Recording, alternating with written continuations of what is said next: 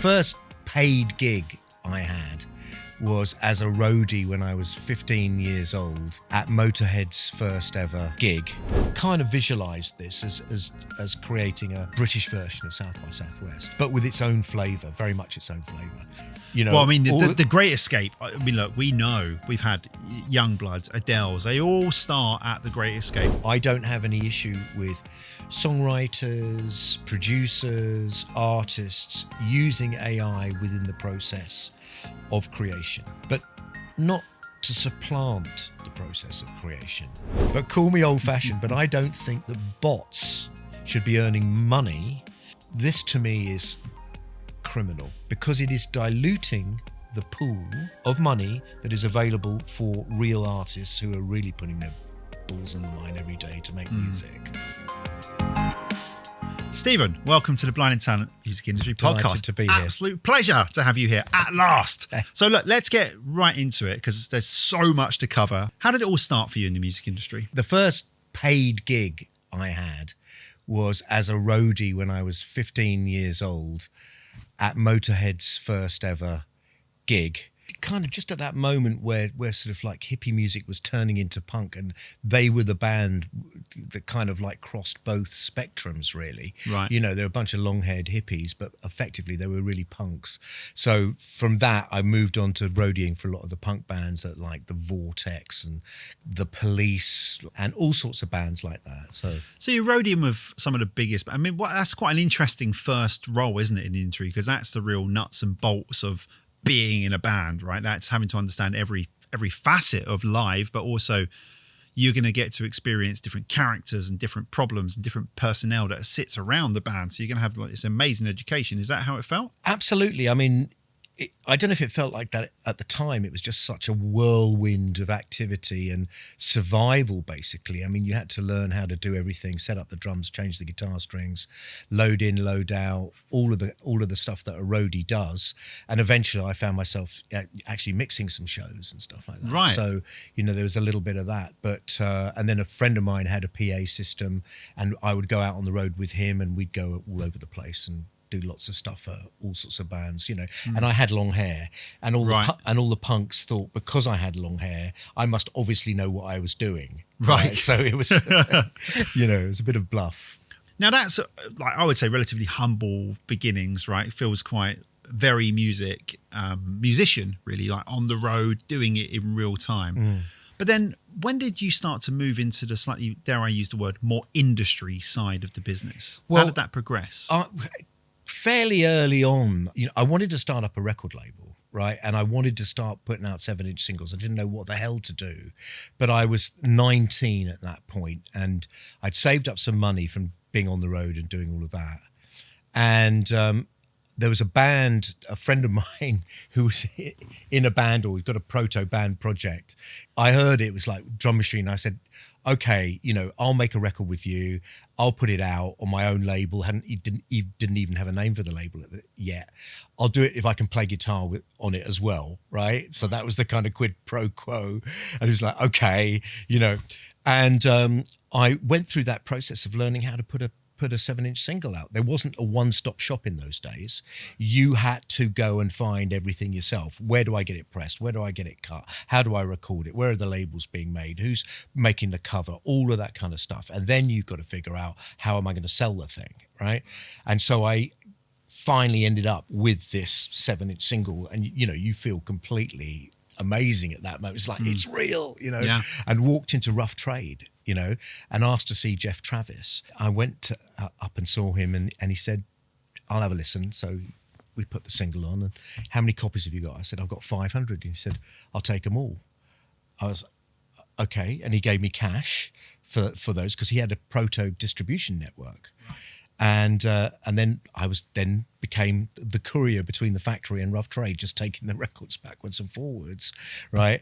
And until they stopped selling, you know. So that was the first single. Wow, that's a massive moment, isn't it? And also it speaks to how discovery happened back then with the tastemakers like John Peel and NME. You were able to get those records played, and you got a deal. The way you did it was go out and stand outside Radio 1, waiting for John Peel or John Walters, his producer, to turn up, right? And give them a cassette. And that was it, right. and that worked. And all of a sudden we were doing sessions for Radio 1 and stuff like that down at the old Maida Vale studios with Ariel Bender, who was the bass player of Mott the Hoople, producing. Yeah. I mean, gosh, it was a long time ago. But yeah. So you was almost like the plugger and label at that point. point. Well, you were everything at that point. So you I think that was the beauty of the industry at that point. It was pretty small in terms of number of people that you actually had to reach and get hold of in order who could actually shift things for you, right? And if you knew what the push points were that would actually make a real difference for an artist. Obviously, if you're an independent band, getting onto Peel was essential. I wish I'd had the foresight, and I'm sure it would have been possible at the time to go round and knock on the doors of a few big managers and go, do you need an assistant? Right. And then I could have got the learnings from them rather than having to reinvent the wheel myself, So I had to learn very much the hard way. I didn't have the foresight to go and knock on Peter Grant's door or whatever, I wish I had. But I did learn through making a lot of mistakes. Right. And, what it did give me was a kind of like a very grounded oversight of every single aspect of, how bands, musicians function, and also what you've got to do to kind of like get things moving forward for them. I found myself A&Ring. I signed the big sound authority to MCA Records, who at the time had Nick Kershaw, Musical Youth. That was it, right? American label, of course, they became Universal, but they were the smallest of the majors at the time. Had an office in Brewer Street, and the guy who signed the band soon left, and I was kind of left to A&R it effectively. And we made a single with Robin Miller producing, which was fantastic, over at Power Plant. Robin had just produced Sade, and this single, became a hit. I pulled a bit of a stroke to kind of every lever I could to get it to be a hit. Well, we end back into the 80s here, roughly. Yeah. We're cut in the mid-80s. Right. Mid-80s. Because it was a very different environment in the music industry back then, right? Very. I think the way people consume and made hits then is a really interesting bit of context for where we're going to go. There's a direct link between then and now to this, right? Because I discovered the power of direct marketing, right? And the power of fan marketing, okay? It wasn't called that back then. What happened was the band got a support tour, right? As you did in those days, with the Style Council, right? So we went out on tour with the Style Council. There was 8 people in the band, right? So every night after they came off their support set and while the Style Council were on stage, all 8 of us, me and the roadie, right, would go round the audience and hand out flyers, right? And the flyers said, send us your name, address and telephone number and a 16p stamp, and we'll send you a free flexi disc, right? We got thousands and thousands and thousands and thousands of these flyers back. Right. Okay. And when it came to marketing the record, the label didn't really have a clue what they were going to do with this kind of weird soul band, right? And so I said, look, just give us a room with 10 telephones in it, right, for a week. And then we went into that room, the entire band, and we phoned every one of those 15,000 people up, right? Wow. This was in the days before mobile phones. Yeah. Before really answer phones. So it's like, what time's Dave going to be back in? Oh, well, he's still at school. He'll be back in at 5 o'clock. Right. And then we had a 5 o'clock list and a 6 o'clock list and a 7 o'clock list until we'd spoken to all those people, but we told them where to go and buy the records. Right. And in those days, there were chart shops. Right. Right. Yes. Which if you bought a record in a chart shop, it got ticked, and then that's how you got into the charts. And that's right. It went towards the sales that went to the charts. That's right. So, day one, we went into the top 30 at number like 23. Following week, we're on top of the pops. Then it went up to number 12, So that was how that band broke. And it isn't that direct fan marketing. I find it really odd because, like, obviously, if you fast forward to 2025 and you ask a band, can you make sure you reply to all the DMs? That includes you, drummer. You know, everyone's going to reply to the DMs. Like, that's a lot of work. It's like, well, try all of you in a room with 10 phones trying to do the little circle numbers. But it you know, the truth is it works because that direct connection between the artist and the fan feels engaged with, they become then a lifelong fan of the band. Yeah. I cannot believe a band is calling me up. Yeah. Right? It's like, what the hell? That's incredible. Yeah. Right? So was a real kind of like direct interaction between the fan and the act, you know, and then, you know, and it worked, you know. And it does absolutely still work because there are more tools now to enable you to do it for a start, but also the idea that you would have to call them up. You can send them voice notes, you can send them videos, you can send them really great immersive content to deepen that relationship. And there are great CRM tools out there now to help do all of that work that you were doing, where it's taking forever to write down all the numbers or whatever. And you can scale that because the technology allows you to. And now. the fans can interact between themselves, right? Yeah.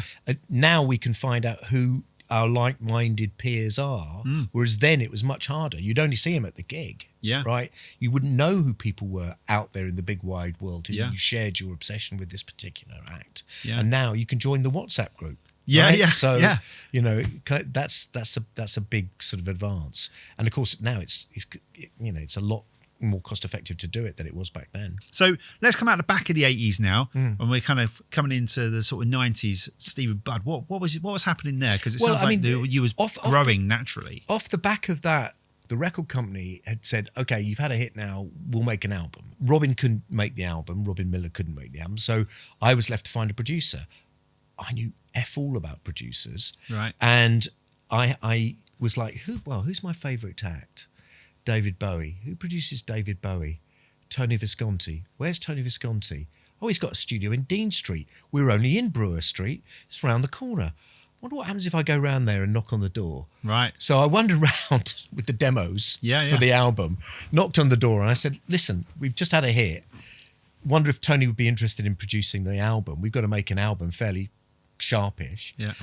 And then about 3 or 4 hours later, Tony turned up to my office on his motorbike, right? Going, did you drop this tape off? I said, yeah. He says, well, I want to make the record, you know? And that was the beginning of a relationship because Tony Visconti, that is, who, amazing record producer, of course, producer of T-Rex and all the wonderful Bowie records that he produced from the very early ones right all the way through to Low and Heroes and everything. Very special guy. Had this studio in Dean Street. And we hit it off. That's where we were, you know, making this record. And I would go down there and spend a bit of time down there on a day-by-day basis. Anyway. I mean, that is the epitome of don't ask, don't get, right? Yeah, absolutely. Everyone listening, if you're an artist, musician, whatever, and you're trying to make it in this world, don't ask, don't get. Yeah. Put yourself out there. Go absolutely. Do the legwork. Absolutely. God. We then created a relationship whilst the band were working in the studio. And then eventually he asked me, do you fancy running this studio and managing me? You know? And the concept of managing a producer was a bit unusual then. Yeah. I came in and started working from the studio in Dean Street and down in the basement there.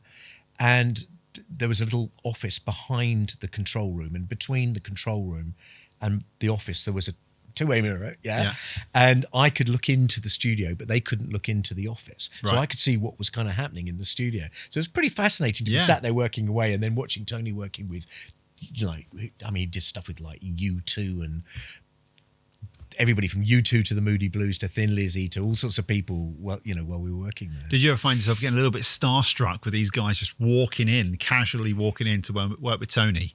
Sometimes, well, once or twice. I mean, when David Bowie called up a couple of times, that was kind of like, you know, Paul McCartney calling up.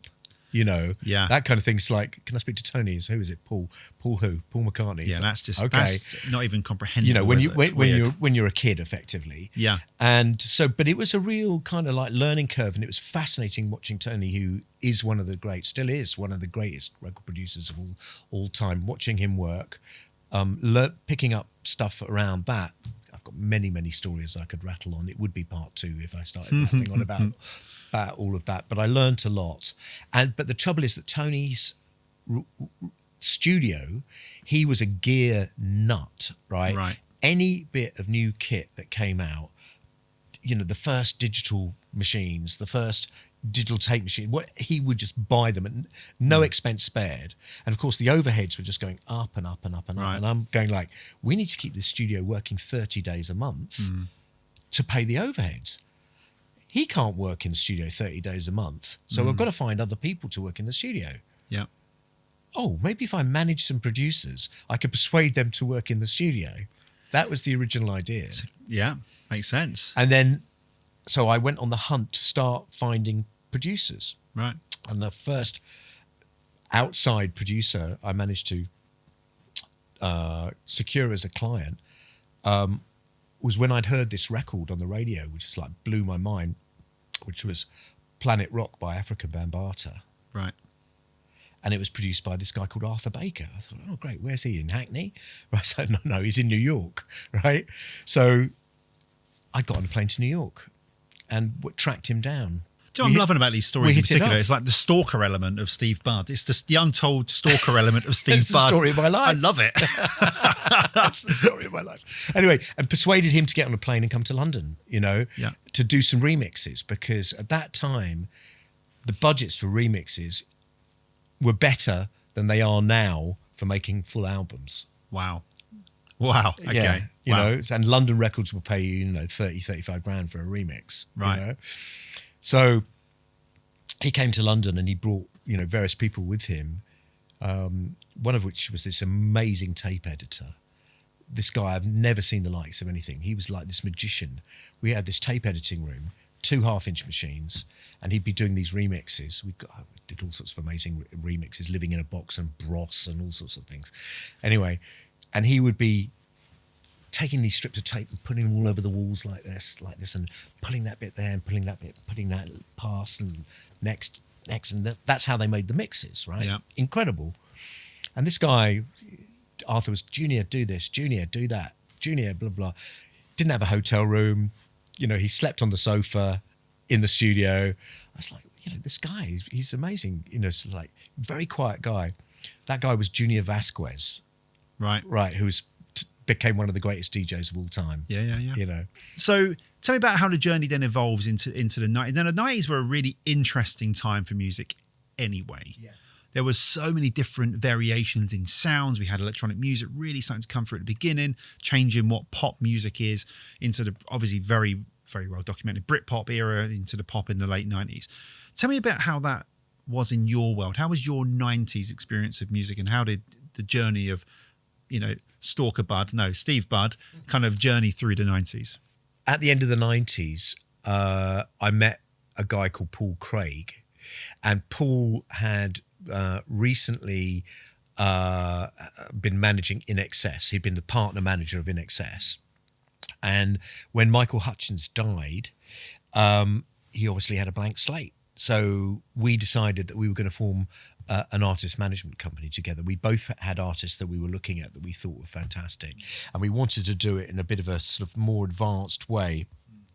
Dawn of the internet, more control was available in terms of thinking about direct marketing to fans, all of that kind of stuff, but also helping artists self-release, thinking about that side of things, having that incorporated into our kind of thinking, which is very much like it is now, isn't it? That was quite forward thinking at the time, right? It was. The idea that you'd be doing full service as management is something that 25 years later is quite normalized now. Yeah, absolutely.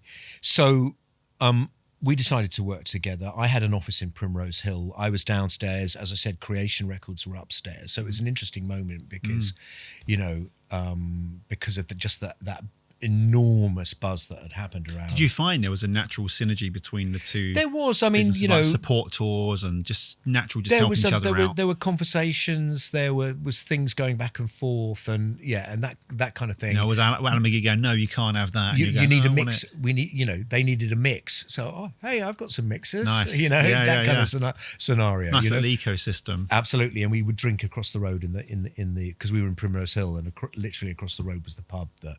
Brilliant. The Lunatic Pub. Nice. Legendary pub. So Paul and I were working out of my office. At a certain moment, I also had Coldplay's management in there as well. I leased them a room in my office. But something occurred, which was quite soon after we started the company, only really about 18 months after we started the company. Creation moved out from upstairs, and a new company moved in, and that company was ChannelFly. And those kind of like meet on the stairway conversations started to happen. Now, ChannelFly were a ChannelFly.com. Come on, right. One of the first .coms, part of the .com boom. There you go. Owned the Barfly Club in Camden, and they had just. They also owned something called the Student Broadcast Network, which was a radio station syndicated across all the student radio stations. Is that the same as Student Radio Network today? Yes, that's what it was. Okay, brilliant. It was the same thing. And they'd started a fledgling magazine called The Fly magazine. Right, and it's quite a small business, but they had got an idea, and their idea was, let's film content in the Barfly and stick it out on the internet. Right, bit early, right, but anyway, the guys behind it, Adam Driscoll particularly, and Phil, extremely bright guys, and they had a knack for attracting amazing talent to this business. We got chatting. They asked whether I'd be interested in merging my two businesses with ChannelFly. Right. And I was. And anyway, we talked for a while, and then we did a deal. Mm-hmm. The businesses became one. So to be clear, that's your producer-manager business and the SuperVision business? Yes. All together under one? Correct. Okay. Yeah. And then I became a director of ChannelFly, and I found myself suddenly in a very different environment and very exciting. There were amazing people there with great ideas and wanting to do stuff. Young environment. So it was kind of, and I suppose I was one of the oldest people there at the time already. But it was a very, very exciting moment. And just at the moment when they decided to start rolling out more Barfly clubs. So there became a program of finding venues and then turning them to Barflies, and that eventually became 9 Barflies. And then they went on a venue acquisition spree and bought the Borderline and the Garage and the Jazz Cafe, which I was delighted about because the Jazz Cafe has always been my favourite venue. I still spend half of my life in the Jazz Cafe. Eventually, we bought the Forum, and then Hammersmith Apollo, right? Or Hammersmith Odeon, as it was at that time. And it became quite a kind of group of businesses, and they got into the festival side of things. Lovebox was their big brand, and then John Mack, who is now the main booker at Live Nation for Reading and Leeds and all the rest of it, and Wilderness, and anyway, he's very senior at Live Nation, and the venerable Martin Elborn, who many people know, who was the guy who booked the Other Stage and the John Peel stage at Glastonbury, came up with the idea of the Great Escape. All right, basically, we all of us used to trek over to South by, and we all looked at each other, and went, "How come there isn't a South by in the UK?" Yeah, In the city had been the music, which I loved, the music industry gathering, which of course was in Manchester. It kind of died after Tony Wilson passed away. So there was a gap in the market for a kind of industry showcase event. And people thought about, and I think Martin said Brighton let's do it in Brighton. There's all these little venues there. It'd be great, 1,000 people, get a, have some industry kind of like conversations. Everybody meets in the bar, and we'll create a sort of mini South by Southwest at that time was already too big. Yeah. Right. So they kind of visualized this as creating a British version of South by Southwest, but with its own flavour, very much its own flavour. Well, I mean, the Great Escape. I mean, look, we know we've had Youngbloods, Adele's. They all start at the Great Escape. All the biggest pop artists, or artists more broadly, they start at the Great Escape. And every single year, we pitch artists to it because we know that it's a great place. We have a stage there every year, an Alt Escape stage, because it's an important event to be at. It is great. I've done panels there. I've been there. It's an amazing experience. For anyone trying to get experience in the industry and learn a bit more about what's going on, that is the place to network, connect. I mean, you're a serial networker. You are a serial networker. And if you don't know someone, well, you're probably going to turn up at their door, I imagine. So I'll knock on the door and go, that email you haven't replied to? Well, now let's do that in person. Yeah, I can imagine that about you, Steve, which I really like, actually, because I think it's a quality that a lot of new artists don't have, that they need. That hustle, that resilience, that just sheer don't ask, don't get. If you don't put yourself out, it's a delicate balance between not being an utter twat. Oh, yeah. I mean, I guess what we're saying here, podcast listeners, is don't start hitting Steve up and come to his house. But, being willing to make an idiot of yourself, being willing to put yourself forward and kind of like try and engage with people directly where you can. Absolutely. Yeah. So tell me a bit about, from your perspective, why is the Great Escape such a successful event? I think because it had cred and it was cool. I think cool was built into it really early on. And people, if the Great Escape said we're doing a panel on this, the best people would want to be part of that panel, right?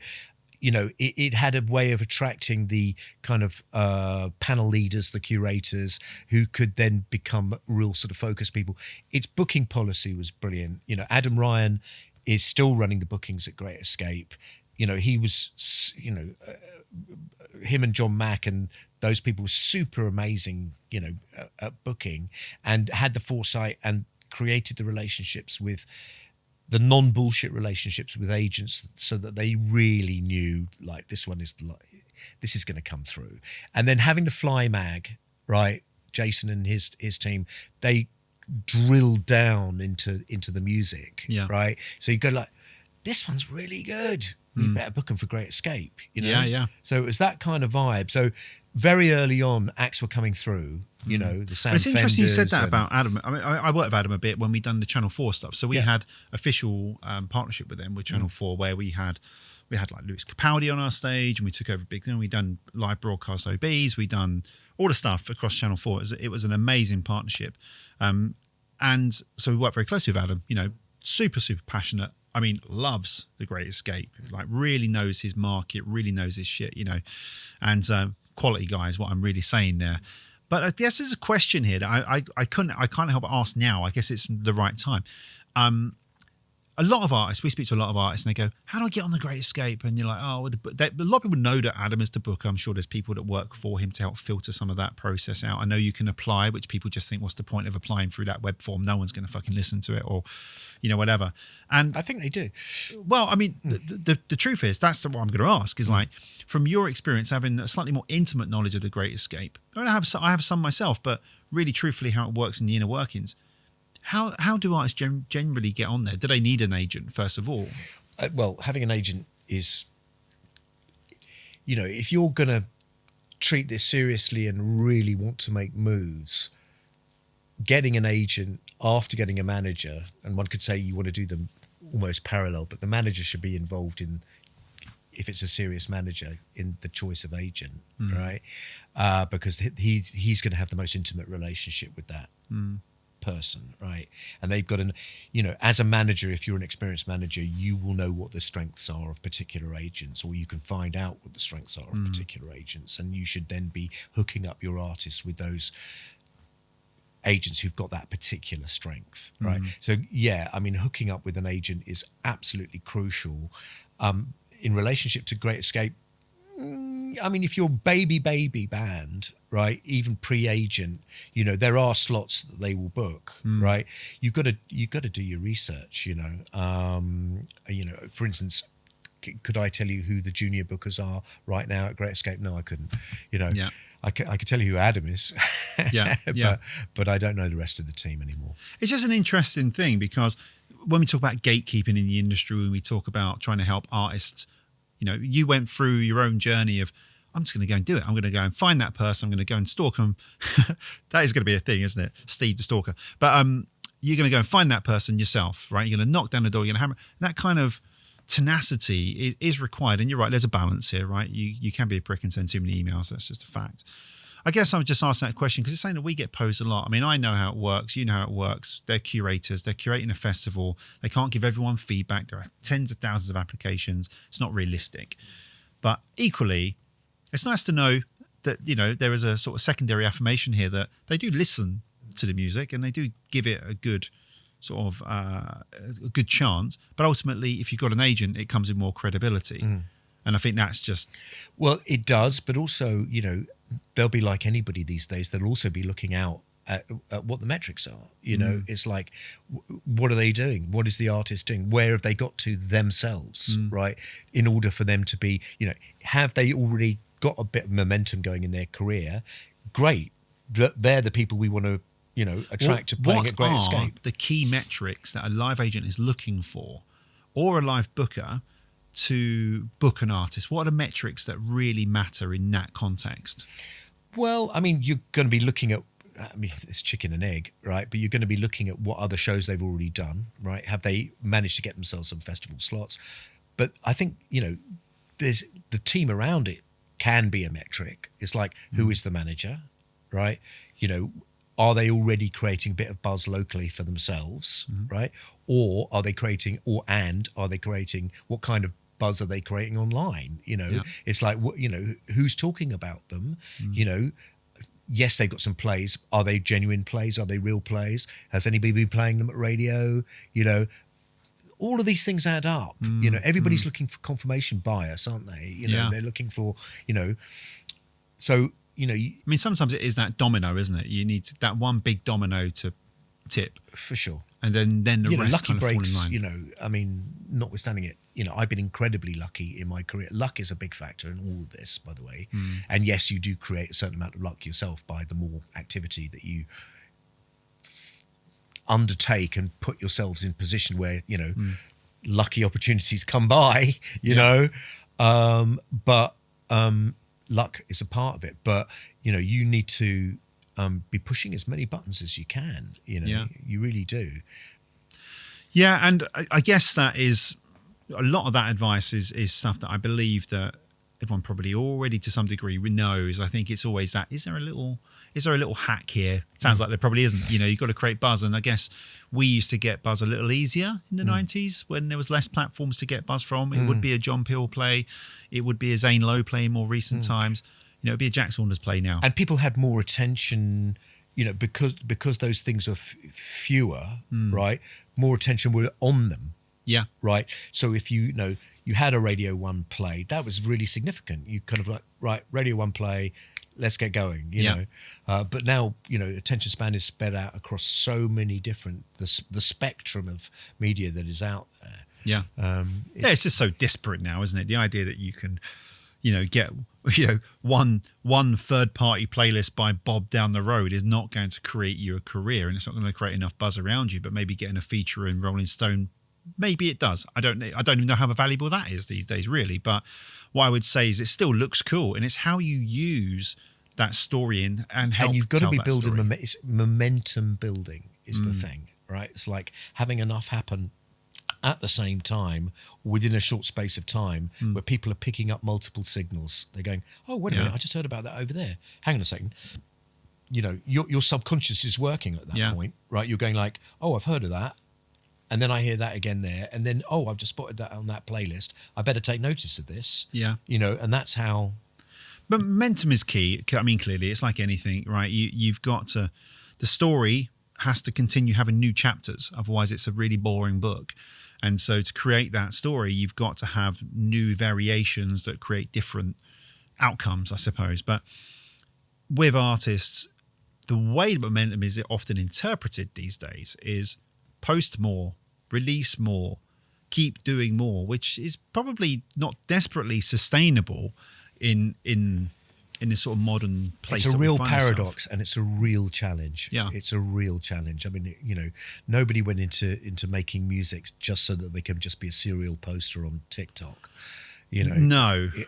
So this is a dilemma that so many artists are facing. It really is. And I think what we're going to do, we're going to get really onto that, because I've got another section here, which is going to be Stephen Budd's hot takes. So question number one is that if AI can now generate entire albums worth of material, what are the biggest challenges now with how we harness and use AI in the music industry? If we're looking at AI as a creative tool, right, I don't have any issue with, some people may, I don't have any issue with songwriters, producers, artists using AI within the process of creation, right? But not to supplant the process of creation. Mm-hmm. I was talking with some producers the other day about a new idea of using AI to help them set up their mix and recording systems in a way that saves them one hell of a lot of time. Fabulous. Deezer came up with some stats this week. 28% of uploads that are coming through onto the Deezer platform are 100% AI created tracks. Mm-hmm. Not AI was used in the process. Mm-hmm. No, tracks that the Velvet Sundown scenario. Yeah. Okay. My issue is that DSPs should be demonetizing those tracks, which are flooding in at an incredible rate.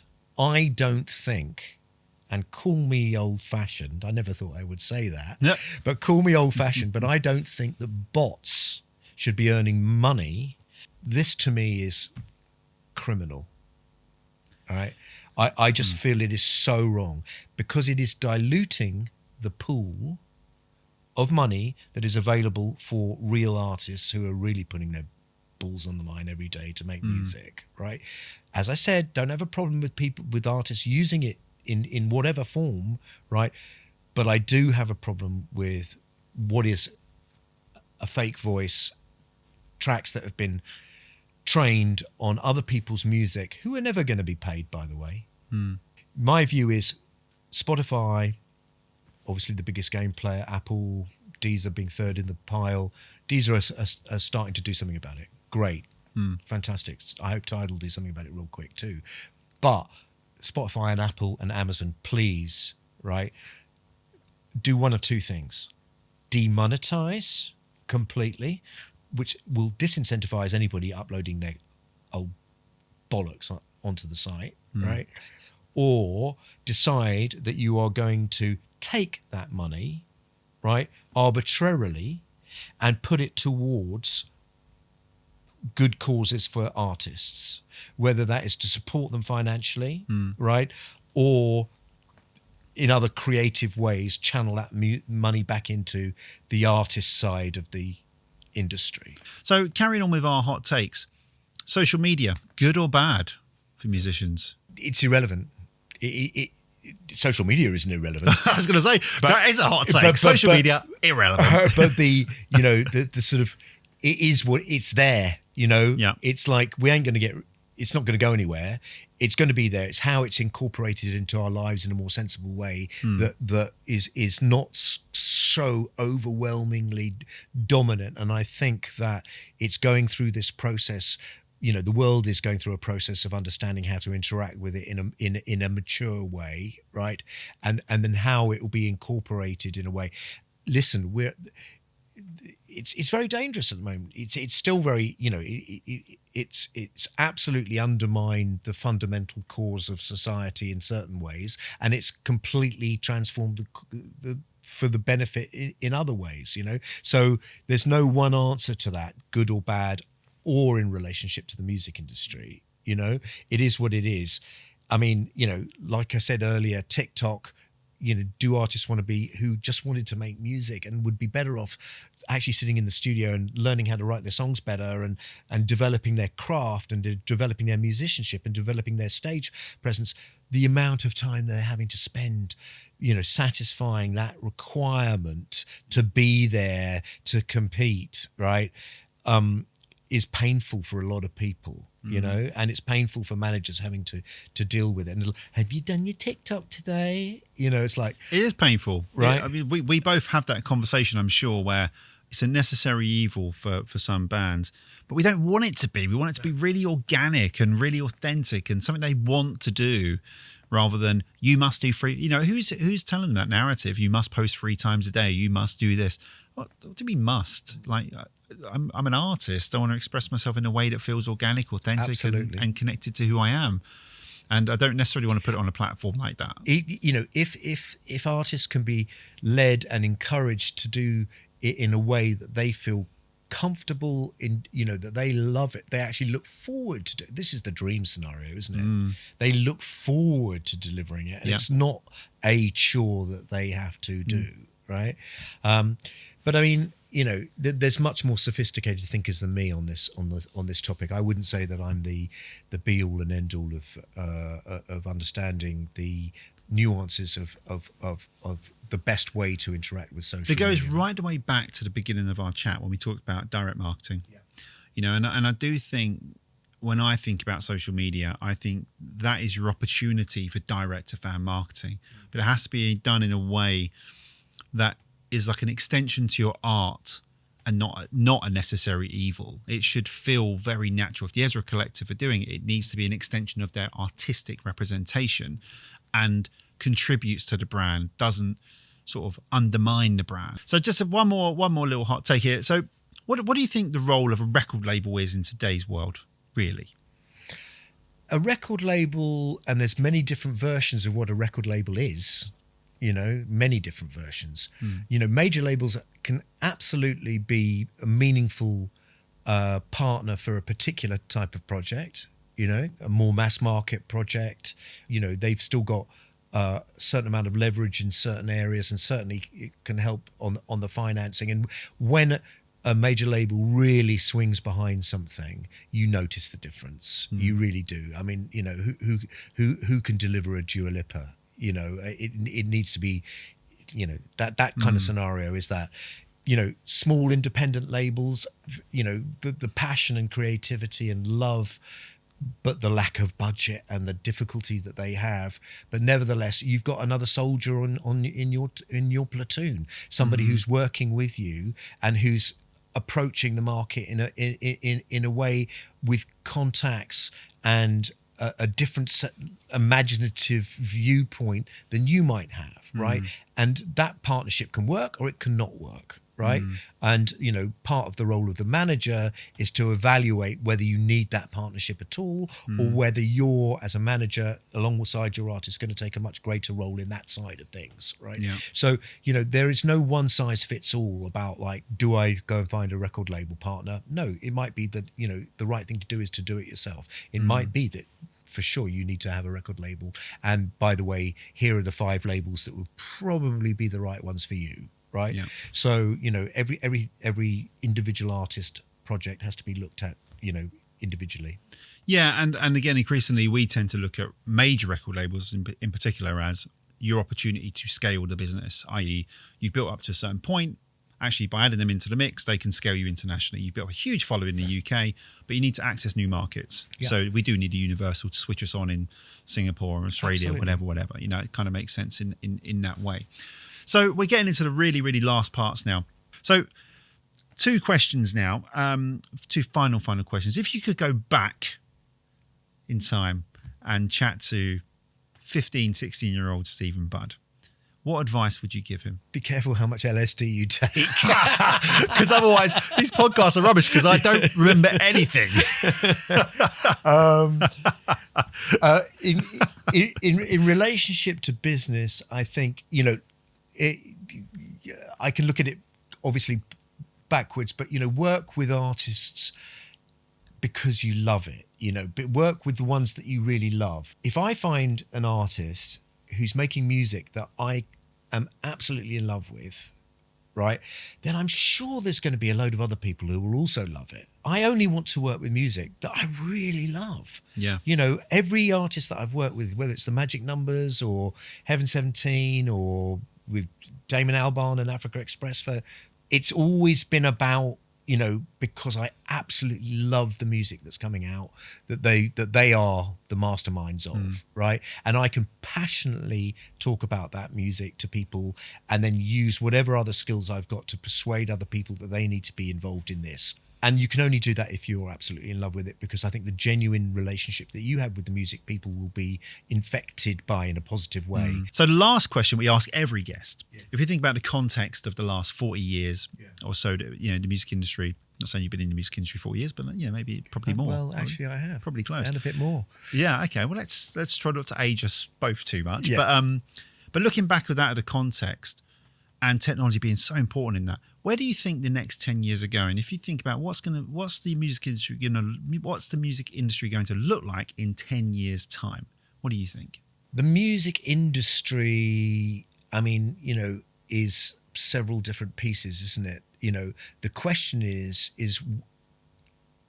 I think the live music industry will, assuming no natural disasters, huge wars, conflagrations that take us completely off piste, will continue to exist, thrive. I sincerely hope that all of the efforts of people like the Music Venues Trust to save small music venues, I think those will get re-recognised and the value of those be reintegrated into the ecosystem, right? So I think within 10 years' time, people go, hang on a second, yeah, actually, these are really important. Right. And they need to be part of the ecosystem. Right. So I think that will, my hunch is that will get solved and there will be a resurgence of live music at the bottom end, not just the top end, but at the bottom end, I'm going to a gig down the local pub, right? Local small venues that are run by passionate people. I think that will. Frankly, there'll be fuck all to do because AI is doing everything. So we better go down to the pub and have a pint. 100%. 100%. And I think that's important. So that's on the live side. On the rights side, in other words, the ownership of copyright and the exploitation of the ownership of that copyright, to me, that's more unclear, right?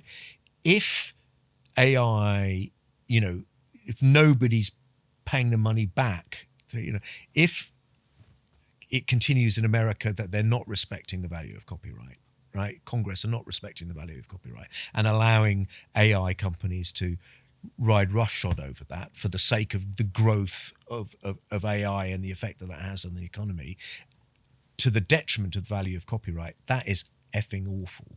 Right. And really, I think that is a very, very worrying scenario.